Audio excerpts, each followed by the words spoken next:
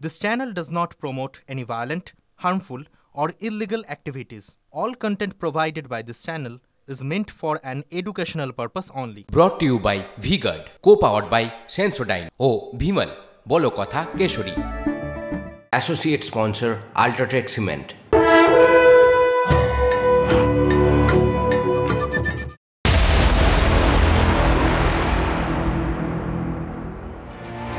নমস্কার, টিভি 9 বাংলায় আপনাদের সকলকে স্বাগত। আপনাদের সঙ্গে আমি মঞ্জিরা। চতুর্থ দফা নির্বাচন চলছে।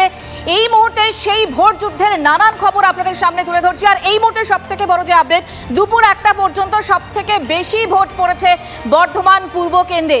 বিক্ষিপ্ত বেশ কয়েকটা জায়গা থেকে অশান্তির খবর আসছে, তবে মোটের ওপর এখনো পর্যন্ত সেভাবে খুব অশান্তির খবর যে রয়েছে তেমনটা আমরা বলতে পারছি না। দলের প্রতীক জামায় সাটিয়ে বুথে তৃণমূল প্রার্থী, তৃণমূলের ব্যাচ পড়া অবস্থাতেই ভোটারদের কাছে ভোট দেওয়ার আবেদন। বিতর্কে রানাঘাটে তৃণমূল প্রার্থী মুকুটমণি অধিকারী। এই মুহূর্তে এই সমস্ত খবরের মাঝেই আমাদের সঙ্গে এই মুহূর্তে রয়েছেন অধীর রঞ্জন চৌধুরী। অধীরবাবু, আপনাকে স্বাগত টিভি 9 বাংলায়। সকাল থেকে ভোট কেমন দেখলেন অধীরবাবু?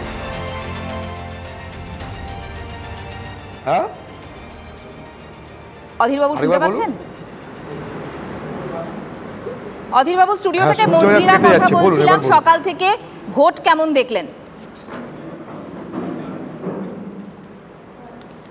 ভোট হচ্ছে, ভোটটা এখনো শেষ হয়নি। ভোট ভালো হচ্ছে, নানা রকমভাবে ডিস্টার্ব করার চেষ্টা হচ্ছে। গোটা লোকসভাতে বিভিন্ন জায়গায় তৃণমূল আর কিছু স্থানীয় পুলিশের যোগসাজশে অনেক কিছু করার চেষ্টা করছে, কিন্তু কেন্দ্রের নির্বাচন কমিশনের তৎপরতা এবং আমাদের কর্মীদের তৎপরতা, তাদের বারবারের যে চেষ্টা সেটা বিফল হচ্ছে।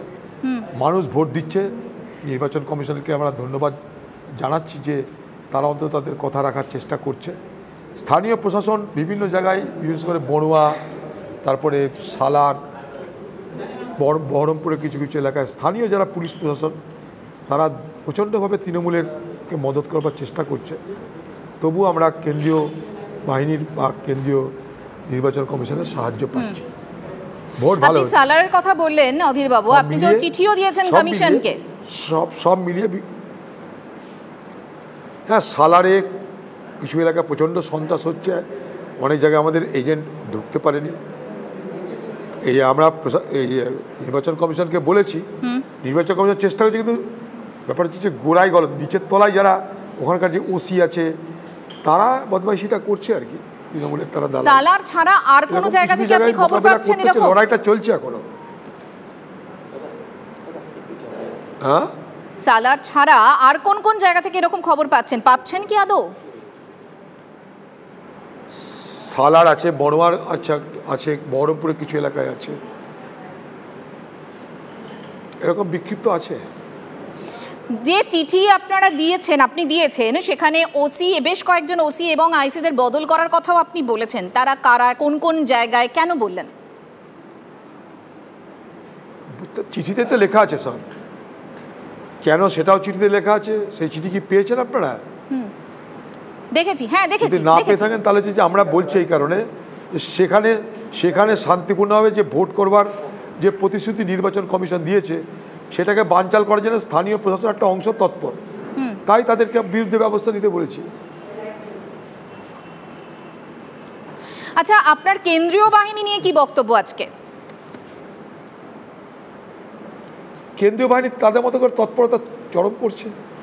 কেন্দ্রীয় বাহিনী আছে বলে তো ভোটটা হচ্ছে এখনো। কেন্দ্রীয় বাহিনী আছে বলেই, কেন্দ্রীয় নির্বাচন আছে বলেই, কেন্দ্রীয় নির্বাচন কমিশন আছে বলে এখনো ভোটটা হচ্ছে, তাহলে তো ভোটই হতো না। বহরমপুরের সঙ্গে আপনার নাম ওতপ্রোতভাবে জড়িয়ে, এবং এখানে এতদিন পর্যন্ত কোনো মেরুকরণের ভোট আমরা দেখিনি, কিন্তু এবার কি আপনার মনে হচ্ছে যে তৃণমূল কংগ্রেস এবং বিজেপির জন্য খানিকটা হলেও বহরমপুর কেন্দ্রে মেরুকরণের ভোট হচ্ছে? তৃণমূল এবং বিজেপি মিলে মেরুকরণের চেষ্টা করছে। সাধারণ মানুষ তাদের সে প্রচেষ্টাকে বানচাল করে দিচ্ছে। প্রথম দিন থেকে তারা তৃণমূল এবং বিজেপি উভয়ে একে অপরের সঙ্গে গাঁটছড়া বেঁধে আমাকে শুধু হারানোর জন্য তৃণমূল নোংরা রাজনীতি, সাম্প্রদায়িক রাজনীতি করলো। কিন্তু নির্বাচন যত এগিয়ে এসছে মানুষ তত বুঝতে পেরেছে। কালকেই আপনারা শুনলেন যে তৃণমূলের যে প্রার্থী সে বলছে মোদির জন্য তার গর্ব হয়। স্বাভাবিকভাবেই এখানকার যে মুসলমান ভোট ভাগ করার চেষ্টা করা হয়েছিল সেখানে তাদের ঘুরে বালি পড়েছে, কারণ এরা সব মোদির লোক, তারা গুজরাটের মোদির দলের অ্যাম্বাসাডার। তারা এখানটা এসে প্রচারে একবার মোদির নাম ভয় উচ্চারণ করতে পারেনি, তারা গোধরা কাণ্ডের কথা বলতে পারেনি, তাদের হিম্মত হয়নি বিলকিস বানুকে নিয়ে কোনো কথা বলা।